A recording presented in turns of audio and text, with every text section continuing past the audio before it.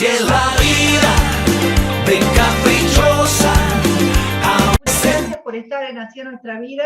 Y nosotros queríamos charlar con vos un par de temitas. Uno, que se aceptó el pedido que hiciste de investigar la habilitación de ciertos locales que están en Pichincha, que están en Pellegrini. ¿Vos crees que estas compras y ventas ocultan un dinero mal habido, algunas extorsiones? Que puede llegar a ser un caso como en la chapa de los taxis de Bracamonte, ¿te acordás? Que termina en la justicia. ¿Vos creés que esto puede ser parecido? Hay sospechas, Ajá. y eso es lo que dispara el pedido de informe. Y hay sospechas en una ciudad como Rosario, que está acostumbrada a vivir distintas situaciones donde las economías o las ganancias de economías ilícitas se filtran economías lícitas. Vos mencionabas el caso de Pichín Bracamonte, jefe de la Barra Brava de Central, que administraba, o administra, todavía administra, 6 licencias de taxis.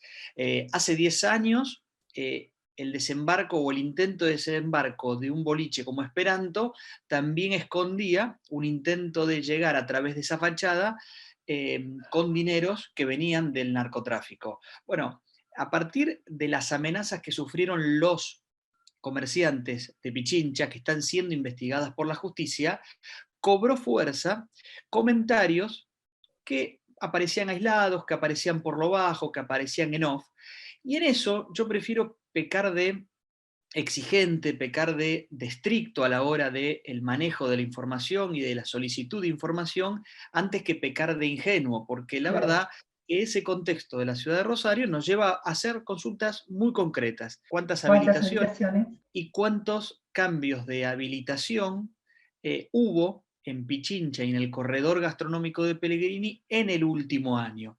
Esa es una información que tiene la municipalidad, que como el Consejo, la municipalidad no investiga delitos, pero sí con esos datos uno puede reconstruir un rompecabezas para mirar con más claridad qué está pasando.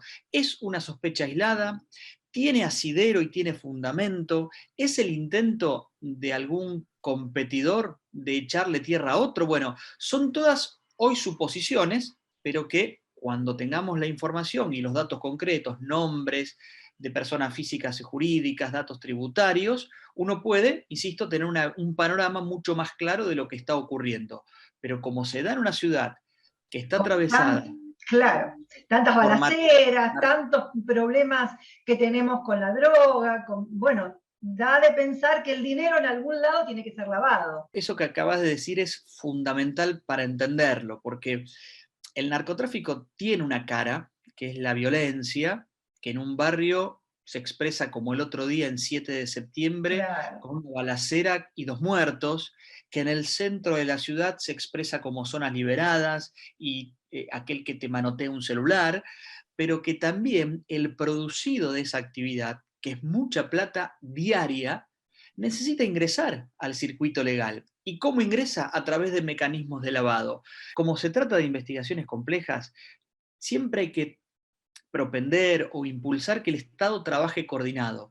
La municipalidad no tiene ni el deber, ni la capacidad, ni las herramientas para detectar una situación de lavado e imputar delitos, pero sí puede, a partir de esa información, tener colaborar, colaborar para poner a disposición de fiscalías quién son o quiénes son los responsables de llevar adelante esas investigaciones que son de orden penal. Así que esa es un poco la realidad y lo que motivó nuestro pedido de informe.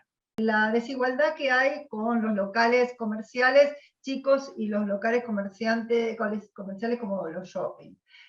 Vos pedís que se los trate del mismo modo, que se abran, pero bueno, desde el Ministerio de Salud, ¿no habían puesto algunas objeciones a estos lugares?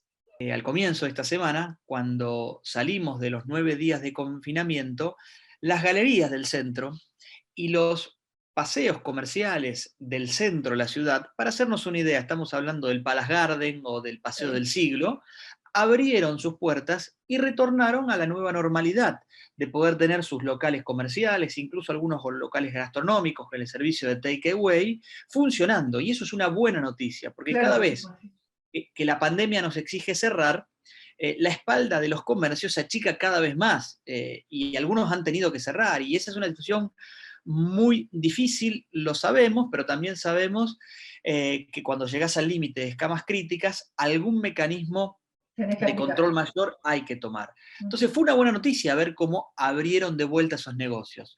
Pero ¿qué pasa?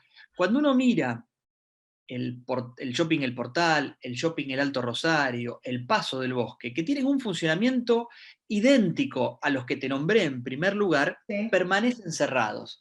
Y permanecen cerrados por una cuestión absolutamente burocrática. ¿Por qué?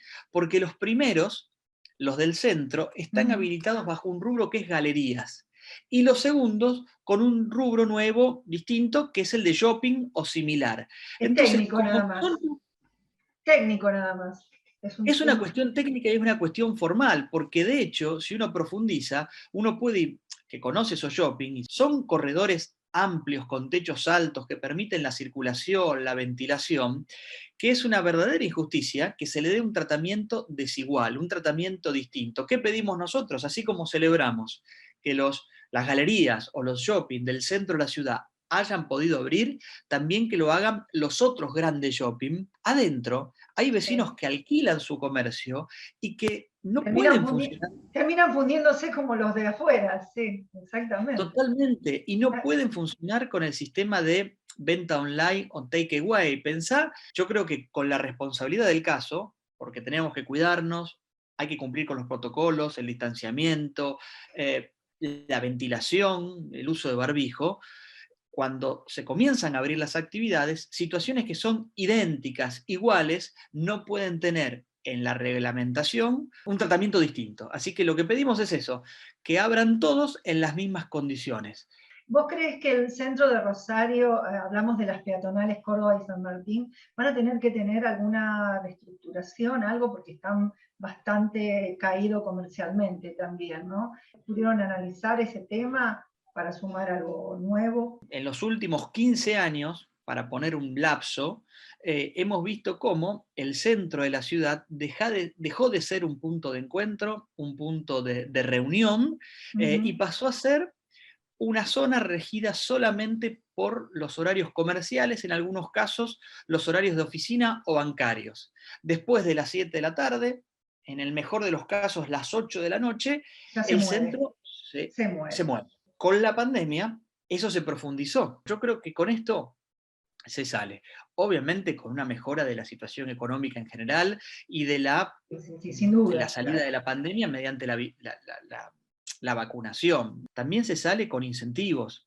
Si queremos que el centro recupere la vida, incentivemos al que quiere poner un negocio o un bar o un restaurante, que si lo pone en las peatonales o en el microcentro de la ciudad tenga algún tipo de beneficio tributario, por ejemplo. En algún momento la peatonal tenía esa oferta y hoy ya no lo tiene. Si quiero poner un negocio de venta de ropa, bueno, incentiva que tenga alguna ventaja respecto a otros lugares.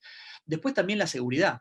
El centro de la ciudad es una zona más insegura a determinados horarios. Presencia policial, presencia de control, combate de la venta ambulante ilegal que genera problemas de competencia con el vecino que paga sus impuestos, que paga sus tributos, que mantiene su comercio al día. Y después, Edith, inversión. Claro. Al centro le falta inversión en iluminación, en mobiliario, en estética. Esa es la manera de recuperar zonas que están muy venidas a menos. La pandemia, insisto, lo profundizó. En el Consejo Municipal hay proyectos que trabajan sobre algunos indicadores urbanísticos para permitir nuevos usos o nuevas alturas, porque tampoco tenés viviendas. Ese es otro capítulo. En el centro no hay muchas viviendas, con lo cual se cierran los bancos, se cierran los comercios y ya nadie más va porque nadie vive ahí. Muy insegura queda la zona de noche. Totalmente. Y la manera para evitar eso es invertir, seguridad, incentivar o direccionar la iniciativa privada también para esa zona y revalorizarlo. Yo creo que el centro de la ciudad tiene, por ejemplo, cúpulas, tiene esquinas y tiene Sí. infraestructura que es patrimonio histórico, que muchas veces ni los propios rosarinos lo conocemos. Tal vez este no sea el momento, pero en Córdoba o en la ciudad de Buenos Aires se hacen jornadas como la Noche de los Museos, la Noche de las Cúpulas, donde es el propio Estado municipal el que promueve que la gente vaya a conocer cosas en el centro que muchas veces pasó 10 veces por allí y nunca le Sí. prestó atención. Bueno, ahora te paso al tema político, ¿no? Si estás, no te puedo no preguntar de lo que se viene en las elecciones de medio término. Si vamos a tener en Santa Fe la misma disputa que hay Juntos por el Cambio como se da a nivel nacional, que es las palomas y los halcones están peleando entre ellos, y si vos ves que este 2021 va a dejar a Santa Fe en una polarización para el 2023.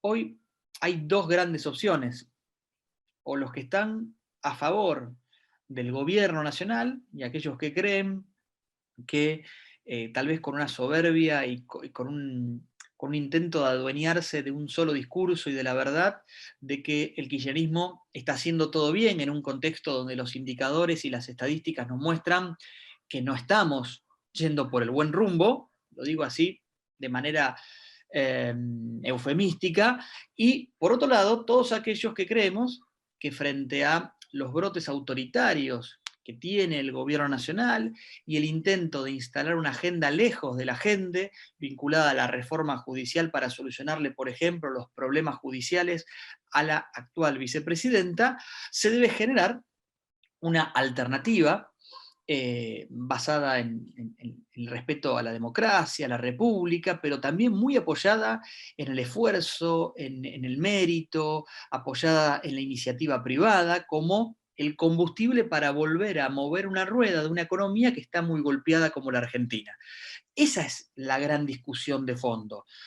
En eso, después se va a trasladar a una elección donde las opciones sean o el Frente de Todos o Juntos por el Cambio. Y Juntos por el Cambio tiene la tarea y el deber y el desafío de ampliarse, de sumar a otros, de reconocer aquellas cosas que cuando fuimos gobierno hicimos mal, porque eso también nos da Claro. credibilidad. El pensar que durante 4 años hicimos todo bien y que perdimos producto del destino, y la verdad que está un poco lejos de la realidad, sobre todo con aquellos que en los últimos 2 años del gobierno de Cambiemos también la pasaron mal. Entonces, una alternativa basada también en esa autocrítica, que permita el diálogo y el debate interno, es la opción, primero para lograr equilibrios parlamentarios, equilibrios en el Congreso, y frenar esos intentos del kirchnerismo de modificar leyes que muchas veces afectan la vida diaria de una provincia como Santa Fe. Pensemos lo que ha sido el cierre de las exportaciones de carne,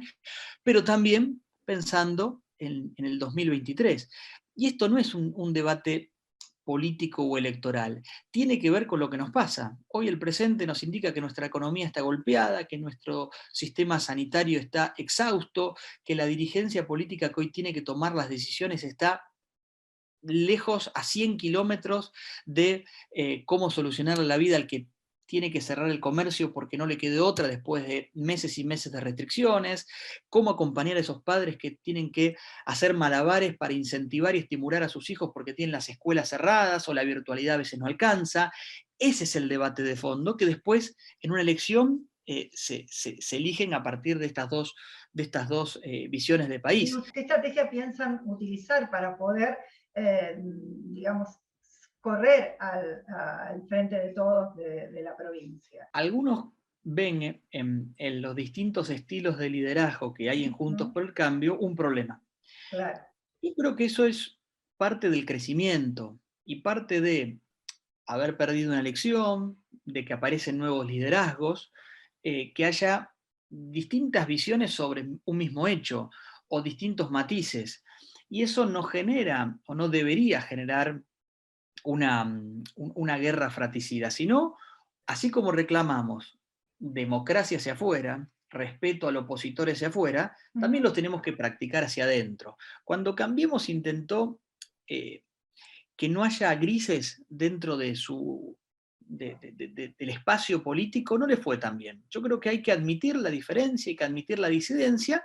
Claro que compartimos una base común, ideas comunes. Yo soy de los que creo que en este contexto de tensión, de angustia, de frustraciones que vivimos todos, tenemos que tener la capacidad de reconocer que el otro, aunque no piense como uno, tiene algo de verdad, tiene alguna coincidencia en la cual nos tenemos que apoyar para construir algunos pequeños acuerdos para salir adelante. Nadie duda, por ejemplo, que en la Argentina o en la provincia de Santa Fe necesitamos una reforma tributaria para que aquel que trabaje no termine destinando más de la mitad de su año a pagar lo que el Estado le exige como impuesto, pero después no le retribuye como servicio. Para eso necesitas acuerdos, y no solamente necesitas el acuerdo dentro de Juntos por el Cambio. Claro, sino con todos los otros sectores. Con otros, obvio. totalmente. Y eso es lo que pasa de las puertas de la política hacia afuera. Cuando te vas de los extremos y de algunos fanatismos, en el medio te encontrás con una mayoría de rosarinos, una mayoría de santafesinos, que no tiene posiciones marginales, que no tiene posiciones antagónicas, ni fanáticas, ni fundamentalistas. Tiene posiciones que a veces hay que acordar, que a veces hay que consensuar, pero posiciones equilibradas. Es un momento para el equilibrio, hay que recuperar una senda de diálogo, de consenso, y por eso nosotros nos sentimos tan identificados con el estilo de gobierno de Rodríguez Larreta, porque han mostrado que tiene capacidad de gestión, tiene capacidad de diálogo, y también ha tenido capacidad de decirle que no al kirchnerismo cuando lo ha querido avasallar. Bueno, ese es el estilo de lo que viene. Yo trato de hacer mi aporte desde ese lugar. Te agradezco mucho el tiempo que me dispusiste y bueno, espero que te vengas más seguido y podamos tenerte en estudio la próxima vez. Como no, Edith, muchas gracias. Te mando un saludo grande. Así es la vida, de caprichosa.